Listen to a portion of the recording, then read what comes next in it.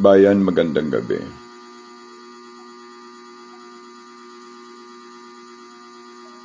Gusto ko lamang pong i-inform yung napakaraming lumalabas na post tungkol po sa kanilang hangarin na hulihin ni Trump si BBM sa kanya pong concern regarding sa paggamit ng drugs. Yan po ay napakalabo na mangyayari na i-assault o uhulihin ni Trump si BBM. Bakit po? Isang klaro at klarong paliwanag lamang po.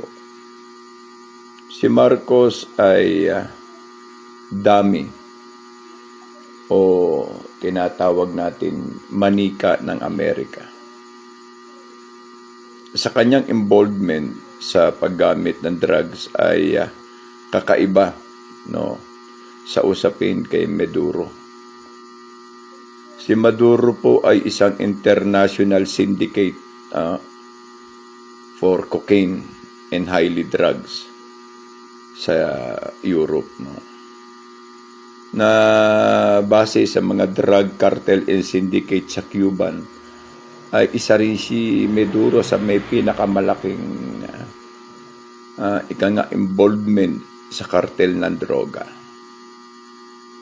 At wag niyo rin pong kakalimutan na si Honduras ay pinalaya ng Amerika na isa rin sa pinaka-top all over the world na sindikato ng drugs.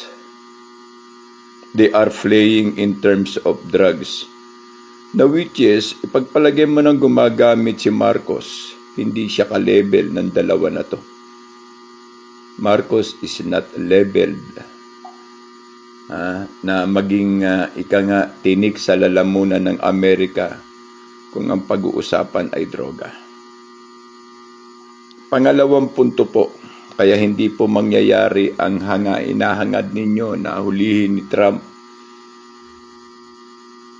si Marcos ay ang EDCA o military base dito ng Amerika.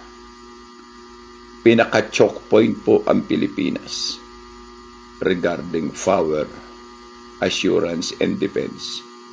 Kaya malabo pong mangyari na yan ay huhulihin ng Amerika.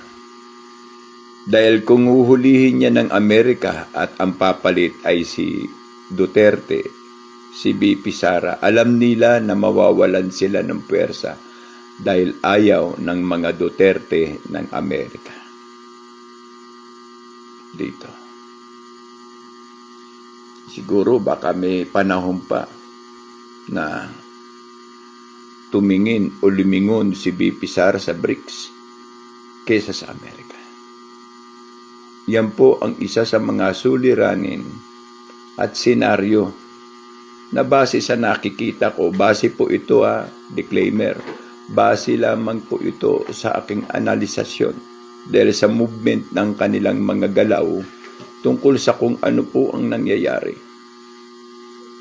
Kung ang Amerika ay galit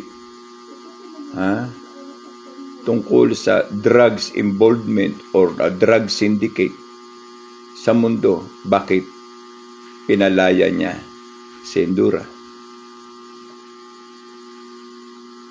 Kung sa ranggo at sa kaso ay mas mataas pa si Honduras kay Maduro. That is now the big question. So dapat gamitin din natin ang katotohanan na puppet ng Amerika si BBM. Ano't ano man po mangyari dito sa post kong ito, yan po ay base lamang sa aking analisasyon sa galaw ng mga impormasyon ngayon na nagaganap at mga issue. Bakit? Bakit at bakit? Kaya nga po, Nagbigay lang ako ng aking assessment na nakikita ko na imposible at pwedeng mangyari. So muli po, huwag po tayong maghangad. Nahuhulihin ni Donald Trump ang ating adik na Pangulo. Kasi lumalabas kahit sa paanong balibaligtarin mo, puppet ng Amerika, si BBM. Why? Again, sa pangalawang punto, ang Taiwan, Thailand, ang Malaysia ay naging zero tariff. Pero ang Pilipinas stay on 19%. Bakit ganon? Dahil ang ibang bansa ay hindi control ni Trump. May probability na may mga item ang Malaysia, ang Taiwan o ang Thailand at alin pa sa Asia tulad ng Myanmar na kailangan ng Amerika kung sakali mang umatras tayo sa kanila. Dahil pare-pareho lang ang lupa at atmosfera ng mga bansa na yan katulad sa Pilipinas. So bakit sa atin hindi tayo na zero?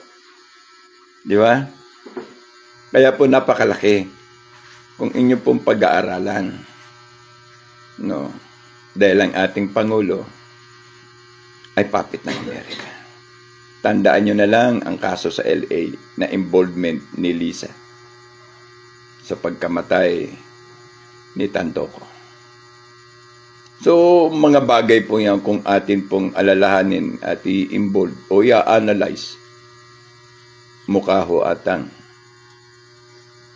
may punto ako. No?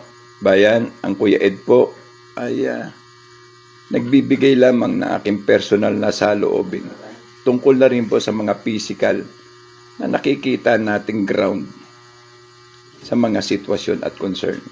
Muli po, ang Kuya Ed TV po ay bumabati sa inyo. No? Isa pong magandang gabi sa lahat. Sana makakuha ko yun ng punto sa maliit kong analisasyon na po pwedeng mangyari habang nakatanga tayo.